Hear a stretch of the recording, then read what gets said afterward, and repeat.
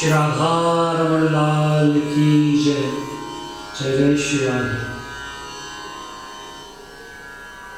अब हमारी चर्चा यानी भागवत जी के कुछ विषय ऐसे हैं, कुछ गहन विषय ऐसे हैं जिनकी चर्चा मुख्यतः हमें कम सुनने को मिलती है। तो हमारा ये प्रयास रहेगा कि सूक्ष्म वर्णन के द्वारा ऐसे गहन विषयों की चर्चा हम कर पाएं। जिस प्रकार कुछ विषय हैं जैसे भगवान की परिभाषा क्या है, भगवान कौन है, या ब्रज में बहुत सी चर्चाएं ऐसी आती हैं कि श्री कृष्ण अनादि हैं, सबके आदि हैं। कुछ विषय ऐसे भी हैं, कुछ विषय ऐसे हैं ब्रज में कहा जाता है कि श्री कृष्ण दो हैं, हमारे तो नंदनंदन ब्रज छोड़कर कहीं नहीं जाते। तो फिर जो मथुरा गए वो कौन थे? कुछ बातें ऐसी हैं जैसे जीव और ब्रह्म सखा हैं। अब उसमें भी दो बातें हैं, एक वैदिक भक्ति के अनुसार, एक रागानुगा भक्ति के अनुसार। तो हमारा प्रयास ये रहेगा कि सूक्ष्म रूप में धीरे धीरे समय समय पर इन विषयों की चर्चा हम करें।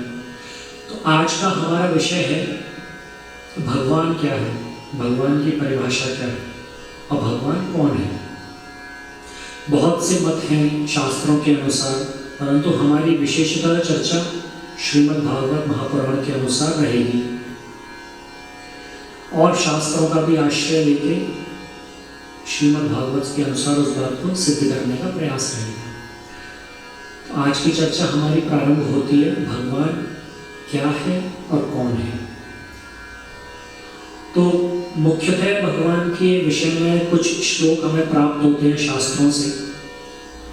जैसे यदि स्कंद पुराण का सहारा लें तो ऐश्वर्यस्य समग्रस्य धर्मस्य यशस्स्य ज्ञान वैराग्यौश्च शरण भगैति रण। षड ऐश्वर्य संपन्न है वह भगवान है। उसके अलावा यदि पद्म पुराण स्कंद पुराण का आश्रय लिया जाए तो उत्पत्तिं च विनाशं च भूतानां अगतिं गतिं वैद्यं विद्यां विद्यां च सवाच्यो भगवान इति।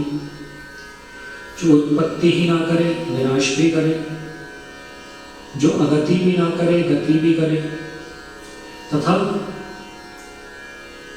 जो विद्या ही ना हो अपितु अविद्या भी हो, वह भगवान है। एक वर्णन और हमें प्राप्त होता है गोपाल चंपू के अनुसार। उसमें माता यशोदा श्री कृष्ण को कथा सुनाती है, तब उसमें वर्णन आता है कि ना गच्छति त्यग सर्वत्रैव तिष्ठति इत्यर्थ तथापि तन्निकटे गन्तुं ना शक्यते इति यतः। कि जो सर्वस्व है परंतु चलता फिरता नहीं है, परंतु फिर भी उसके पास नहीं जाया जा सकता, वह भगवान है। इस प्रकार की और भागवत जी के अनुसार यदि हम चर्चा करें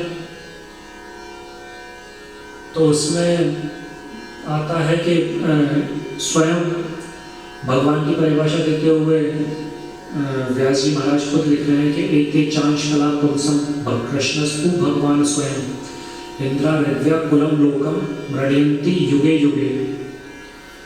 ऐसा वर्णन हमें मिलने को प्राप्त होता है कि युग युग में प्रभु अंशावतार लेते हैं, परंतु श्री कृष्ण स्वयं भगवान है।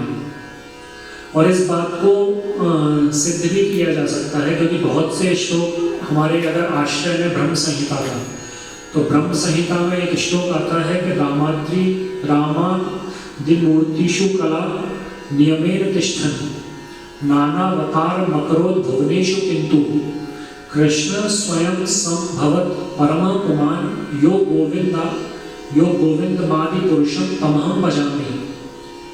5वें अध्याय का 39वां श्लोक कि मैं ऐसे श्री गोविंद को प्रणाम करता हूँ जो राम और नरसिंह आदि अवतारों में अंश रूप से स्थित होते हुए भी कृष्ण नाम से विख्यात आदि पुरुष हैं, आदिकाल से हैं, तथा जो स्वयं भी अवतरित होते हैं। इसमें स्पष्ट रूप से वर्णन है। और फिर गर्गाचार्य जी ने कहा है आसन वर्णास्त्रय हस्त ग्रहतो नियुगम तनु एते इदानीं कृष्णतां तथा इस तरह से श्लोक आता है कि युग युग में प्रभु ने अवतार लिए हैं। कभी पीत वर्ण में अवतार लिया है, कभी रक्त वर्ण में लिया है, कभी श्वेत वर्ण में लिया है, इस बार कृष्ण वर्ण में अवतार लिया है प्रभु ने। तो इससे सिद्ध होता है कि श्री कृष्ण ही परम आराध्य हैं और प्रभु हैं। और इसी संदर्भ में हमारे जड़ भरत जी ने भी एक श्लोक कहा है, ज्ञानम विशुद्धम परमार्थमेकम मनंतरम त्वबहिर्ब्रह्म सत्यम और प्रत्यक्ष शांतम भगवत शब्द संज्ञम यद वासुदेवम कवयो वदंती। इस प्रकार से जड़ भरत जी भी प्रभु की व्याख्या करते हैं कि वही भीतर और बाहर के भेद से रहित परिपूर्ण ज्ञान ही सद्वस्तु है और वही सर्वांतरवर्ती तथा सर्वथा निर्विकार है।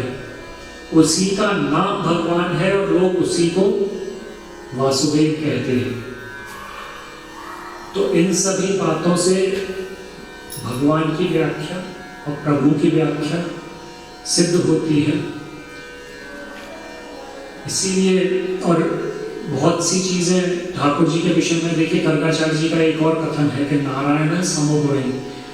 जब नामकरण के समय गर्गाचार्य जी पधारे थे तब नंद बाबा से ये बात कही थी, परंतु गर्गाचार्य जी ने कहा नारायण समोगुणी, तो नंद बाबा समझे कि हाँ, नारायण से कुछ एक आध गुण मिलते होंगे, जैसे थोड़ा ऐश्वर्य नारायण के समान होगा या स्वरूप होगा, परंतु गर्गाचार्य जी के कहने का मतलब कुछ और था।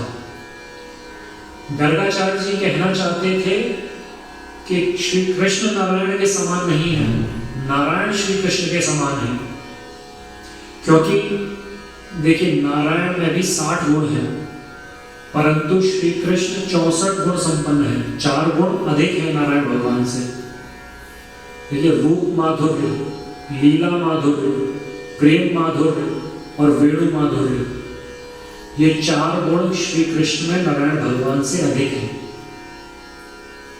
इसलिए उनके कहने का तात्पर्य यही था कि नारायण समोगुणी, नारायण श्री कृष्ण के गुणों के समान है। तो सूक्ष्म रूप से चर्चा यदि इसे विस्तृत करें तो बहुत हो जाएगी, परंतु हमारा प्रयास ये रहेगा कुछ इन वीडियोस में कि बात को कम से कम शब्दों में सिद्धांतों के द्वारा सिद्ध किया जाए। जो भी श्लोक हमें अपनी भागवत जी के अनुसार या शास्त्रों के अनुसार प्राप्त होते हैं, उसके अनुसार हम अपनी बात को रख सकें और सिद्ध कर सकें। तो आज हमारा विषय भगवान कौन है और भगवान की परिभाषा क्या है, इस पर था। आने वाले सत्र में ऐसे ही किसी विषय पर चर्चा करेंगे। जय जय श्री राम।